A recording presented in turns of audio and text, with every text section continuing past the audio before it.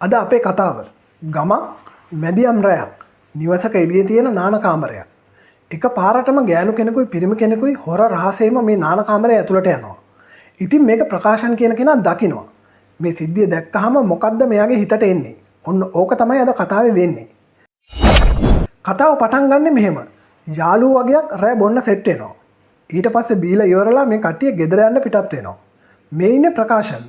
මෙයාත් දැන් බීලා ගෙදර යන ගමන් ඉන්නේ. මෙයාට ඇහෙනවා සද්දයක්. මේ සද්දේ මොකද්ද බලන්න මෙයා හොරෙන් සද්දේ ඇහෙන පැත්තට යනවා. මෙයාට පේනවා මාදවන් කියන කෙනාගේ ගේ පිටිපස්සේ තියෙන නාන කාමරය ගාව ගෑනු කෙනෙක් ඉන්නවා. තව පිරිමි කෙනෙකුත් ඉන්නවා. මෙයා ගෑනු කෙනාව බදාගෙන කිස් කරනවා. ඊට පස්සේ මේ පිරිමි කෙනා අල්ලපු ගෙදර තාප්පෙන් පැනලා ගෙදර යනවා. ප්‍රකාශන් මෙයාව අඳුර ගන්නවා. මේ ඉන්නේ ගමේ පිටිමෝල කරන විනෝද්. හැබැයි ගෑනු කෙනා කවුද කියලා කළුවරේ හරියට අඳුරගන්න බැරුව යනවා. මෙයා සැක කරනවා මේ ෂුවර් එකටම මාදවන්ගේ ලේලි නිර්මලා වෙන්න ඇති කියලා. දැන් මේ වෙච්ච දේ ඊළඟ දවසේම උදේ මෙයා ගමේ ටේලර් ෂොප් එකක් කරන වීනු කියන කෙනාට ගිහිල්ලා කියනවා. මේ ඉන්නේ වීනු මාදවන්ගේ ළඟම හිතවතා. වීනු මේක විශ්වාස කරන්නේ නැහැ. මෙයා කියනවා මාදවන්ගේ ලේලි මෙහෙම දෙයක් කරයි කියලා මම නම් හිතන්නේ නැහැ කියලා. ප්‍රකාශන් මේ වෙලාවේ කියනවා අපි මේ ගැන දැනගෙන ඉඳලා කිව්වේ නැහැ කියලා පස්සේ අපිට බැනුම් අහන්න වෙයි කියලා. මේ ගැන හරියට දැනගන්න නැතුව මාදවන්ට මේ ගැන කියන්න බෑ. ඊට පස්සේ දෙන්න කතා වෙනවා රැයට ගිහිල්ලා හැංගිලා ඉඳලා හරියටම කවුද කියලා බලාගන්න ඕනේ කියලා. ඔන්න එදා රෑ දෙන්නම කලින් දවසේ වෙලාවටම ඒ තැනට ගිහිල්ලා හැංගිලා බලාගෙන ඉන්නවා. පංචාමි කියලා ටීවී එකේ නාට්‍යයක් යනවා. මේක මේ ගමේ ඉන්න හැමෝම වගේ බලනවා. මේ දෙන්නට දැන් මේ නාට්‍ය ඉවර වෙලා යන සින්දුව ඇහෙනවා. ඊට පස්සේ ගෙදර කට්ටිය ලයිට් ඕෆ් කරලා නිදා ගන්න යනවා. මේ වෙලාවේ මාදවන්ගේ ගෙදර ලයිට් එක එකපාරක් දාලා ඕෆ් කරනවා. මේ වෙලාවේ ගෙදර ඉන්න බල්ලා බුරන සද්දෙත් ඇහෙනවා. ඔන්න එතකොටම ගෑනු කෙනා බාත්රූම් එක ගාවට එනවා. හැබැයි කළුවරේ කවුද කියලා අඳුරගන්න බෑ. ටික වෙලාවකින් විනෝද්ගේ ගෙදර තාප්පෙන් පැනලා මෙතනට එනවා. මෙයාගේ අතේ තියෙන මස් කට්ටක්. ආපහු ගමම්ම ඒක බල්ලා ඉන්න තැනට විසික් කරනවා. එතකොටම බල්ලා බුරන එක නවත්තනවා. ඊට පස්සේ පෙන්නනවා මේ දෙන්න නාන කාමරේට රිංගනවා. මේ ඔක්කොම දැකලා වීනුවට තේරෙනවා ප්‍රකාශන් කියපු හැමදේම හරි කියලා. හැබැයි කළුවරේ හින්දා ගෑනු කෙනාගේ මූණ පේන්නේ නැහැ. මේ වෙලාවේ වීනු කියනවා මේ ගමේ ගෑනුන්ගේ බ්ලවුස් මහන මට ගෑනු කෙනාගේ ඡායාව දැක්කත් ඇති කවුද කියලා කියන්න. ඊට පස්සේ කියනවා ඇඟේ සයිස් එකේ හැටියට නම් මේ නිර්මලාම තමයි කියලා.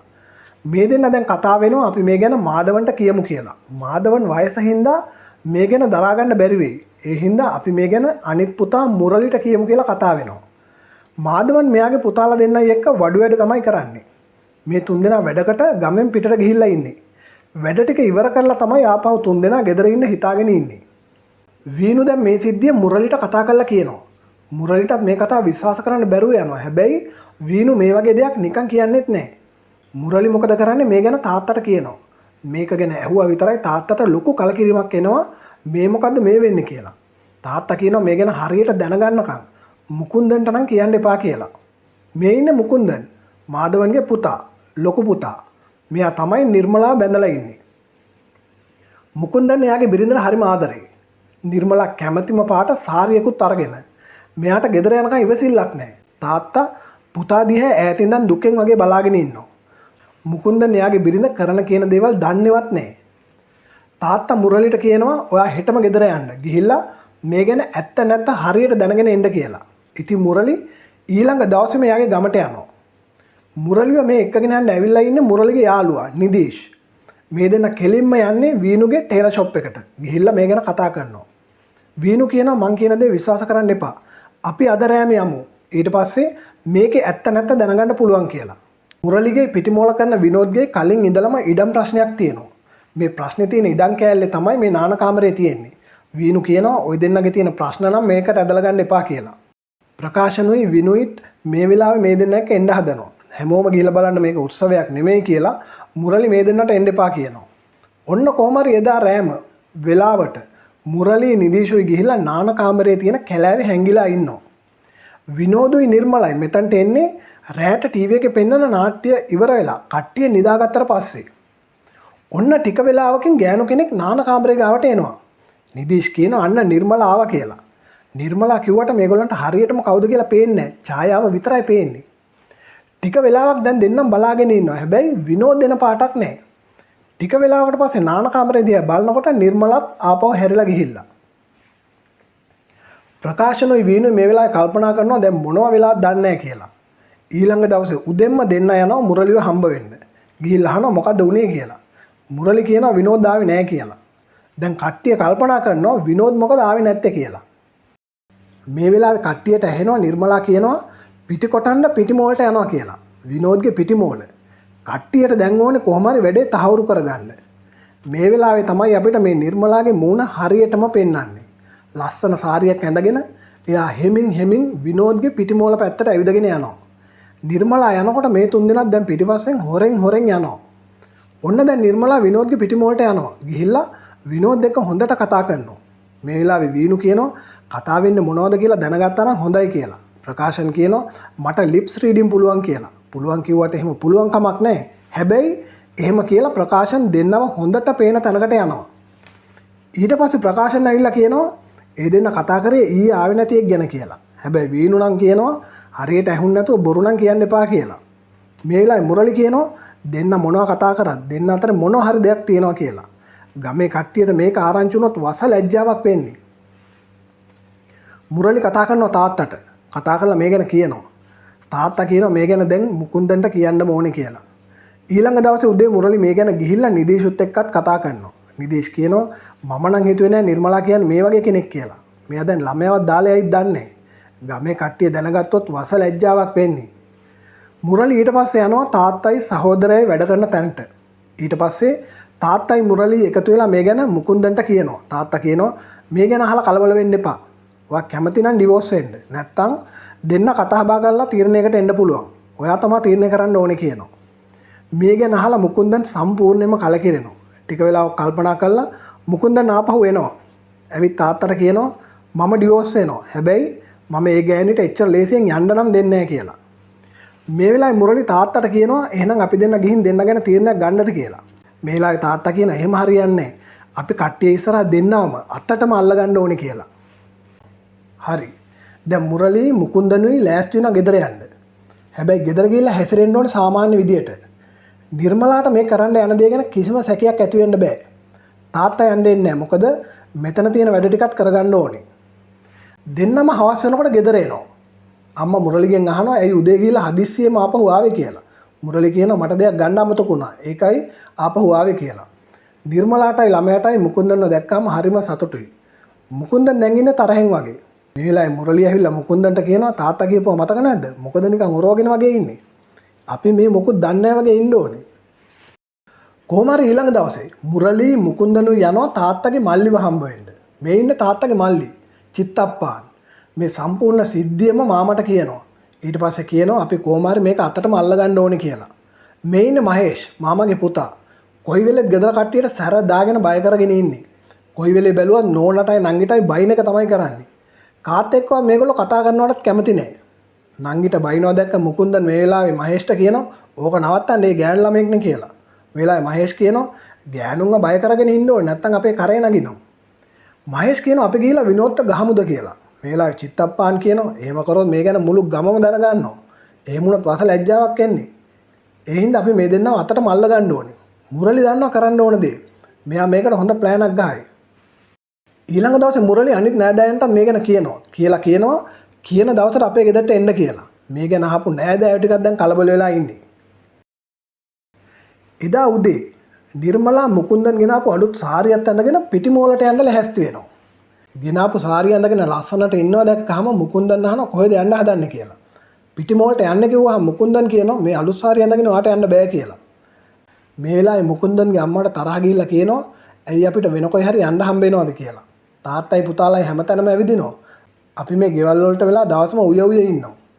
මේ වෙලාවේ නිර්මලා කියන මේ සාරිය ඇඳගෙන යන එක නම් ප්‍රශ්නේ මම මේක අඳින්නේ නැහැ කියලා. මුකුන්දන්ට සිද්ධ වෙනවා පිටිමෝලට යන්න. මෙතනදී විනෝද් මුකුන්දන් එක්ක හොඳට කතා කරනවා. ඔයා හුඟ කාලෙකින් දැක්කේ. මට නිර්මලාව නම් නිතරම වගේ හම්බ වෙනවා. මෙහෙම කියනකොට මුකුන්දන්ට ඉවස ගන්න බැරුව නලියනවා. මුකුන්දන් එවලම යනවා වඩුමඩුවට. කට්ටියම ඉන්නවා වඩුමඩුව ඇතුලේ. දැන් කට්ටිය මේ වැඩේ ප්ලෑන් කරන්නේ චිත්තප්පාන්ගේ මේ වඩුමඩුව ඇතුලේ. මුරලි තමයි සම්පූර්ණ ප්ලෑන් එකම ගහලා කට්ටියට කරන්න ඕන දේවල් කියන්නේ. ඔන්න දැන් මේගොල්ලන්ගේ ප්ලෑන් එක ක්‍රියාත්මක කරන දවස. මුකුන්දනුයි මුරලී ගෙදරින් උදේම පිටත් වෙනවා යාළුවෙක්ගේ වැඩකට යනවා කියලා. ගිහිල්ලා රැ වෙනකන් ගෙදර එන්නේ නැහැ. ඉතින් මෙයා ගෙදර එන්නේ නැද්ද බලන්න නිර්මලා මුකුන්දන්ට කෝල් කරනවා. නිර්මලා කෝල් කරොත් මුකුන්දන්ට ෆෝන් එක උස්සන්න එපා කියලා තියෙන්නේ. ෆෝන් උස්සන්න නැති හින්දා නිර්මලා යාළුවගේ වයිෆ්ට කෝල් එකක් ගන්නවා. මේ වෙලාව යාළුවගේ නෝනා කියනවා තාම වැඩ ඉවර නැහැ. ඒ හින්දා මුකුන්දන් අද රැ මෙහි නවතී කියලා. මේ වෙලාවෙම මේ පණිවිඩය යාළුවගේ නෝනා කතා කරලා මුරලිටත් කියනවා. ඔන්න දැන් කට්ටියම වැඩේට පිටත් වෙන්න හදන්නේ. මේ වෙලාවේ අපිට පෙන්වන මහේෂ් එයාගේ අම්මට කියනවා අද රැ වැඩක් තියෙනවා ඒ හින්දා අද ගෙදර එන්න වෙන්නේ නැහැ කියලා. බොරුවක් කියලා මහේෂුත් මේ යන්න හදන්නේ අර දෙන්න අල්ලගන්න වැඩේට. මේ ඉන්නේ මහේෂ්ගේ වයිෆ් ගීතා. මෙයා වයිෆ් එක්ක වැඩි කතා කරන්නේ නැහැ. මේ වෙලාවේ මහේෂ් ගීතට කියනවා ඔය ටීවී එක වහලා ගිහලා නිදා ගන්නවා කියලා.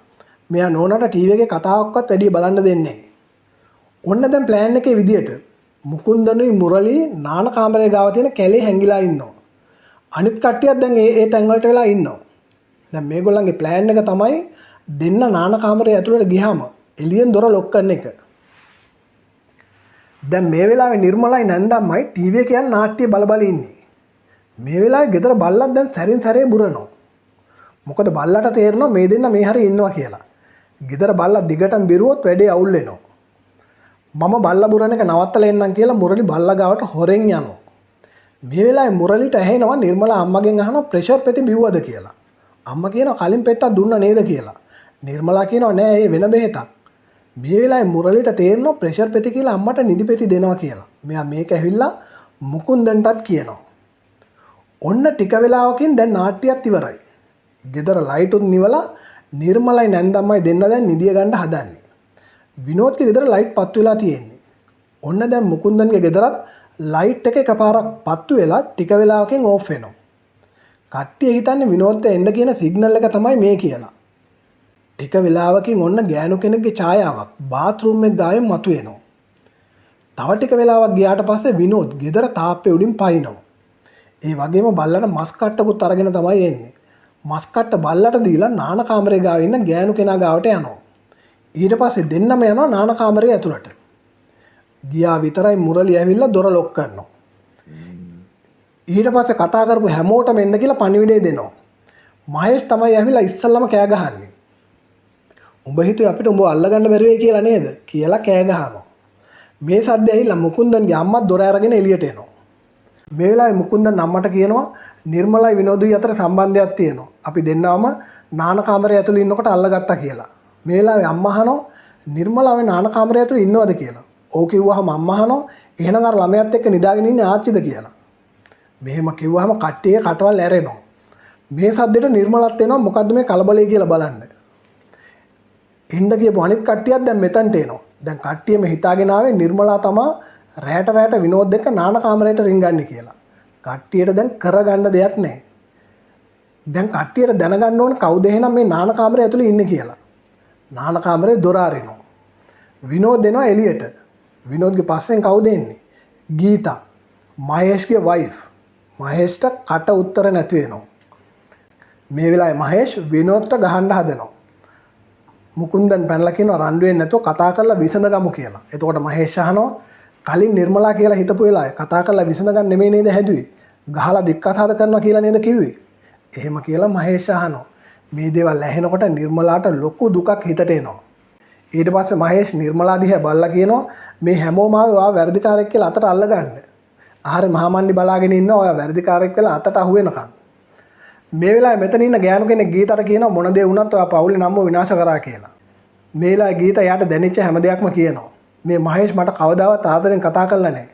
මගේ ප්‍රශ්න කරදර අහන්න කවුරුවත් හිටියෙත් නැහැ. මහේෂ් මාත් එක්ක හැම තිස්සෙම තරහෙන් වගේ කතා කරේ. ඒ නිසා මට මගේ දුක කියන කෙනෙක් ඕන වුණා. ඒ විදිහට තමයි මම විනෝද් එක්ක යාළුුනේ කියනවා. ඊට පස්සේ අපි දෙන්නට දෙන්න ආදරය කරා. ඊට පස්සේ ගීතා කියනවා විනෝද් මට කතා කරොත් මම එයත් එක්ක යනවා කියලා. මේ වෙලාවේ විනෝද් ගීතාව එක්කගෙන යන්න හදනවා. හැබැයි මහේෂ් ගීතාව නවත්තන්න හදනවා. මේ වෙලාවේ මහේෂ්ගේ තාත්තා කියනවා එයාට ඕනේ විනෝද් එක්ක යන්න නම් එයාට ඒක කරන්න දෙන්න කියලා. මේ වෙලාවේ මුරලිගේ අම්මා ඇවිල්ලා මුරලිට ගහනවා කම්මුල් පාරක්. ගහලා කියනවා තාත්තගෙන් අහන්න එයා ඇත්තටම උඹේ තාත්තා කියලා කියන්න සාක්ෂි මොනවද තියෙන්නේ කියලා. අයියලා මල්ලිලා තාත්තලා එකතු වෙලා ගමක් ඉස්සරහා නිර්මලාව ලැජ්ජ කරපු එක ගැන අම්මට දැන් යකා නැගලා ඉන්නේ. ඊට පස්සේ නිර්මලා දිහා බල්ලා කියනවා කවුරු මොනවා කිව්වත් මම ඔයාව විශ්වාස කරනවා. ඔයා නැති වුණොත් මේ පවුලම ඉවරයි කියනවා. ඊට පස්සේ කියනවා කට්ටිය ඉස්සරහා මෙයාට කමුල් පාරක් ගහන්න ඕන කියලා මුකුන්දන්ව පෙන්නනවා. මේක තමයි මේ වෙච්ච දෙයට විසඳුම කියනවා. එහෙම නැති වුණොත් මම මුකුන්දන්ට මේ ගේ පැත්ත බලාට එන්න දෙන්නේ නැහැ කියනවා. ඉතින් මේ විදිහට තමයි මේ අනියම් සම්බන්ධය ඉවර වෙන්නේ. කතාවේ අන්තිමට පෙන්නනවා මාධව නෝනගෙන් සමාව ඉල්ලනවා. මේ තියෙන්නේ සමාව ඉල්ලන විදිය. ඉතින් මේ කතාව හොඳයි කියලා හිතෙනවා නම් ලයික් එකක් දාලා channel එක subscribe කරන්නත් අමතක කරන්න එපා.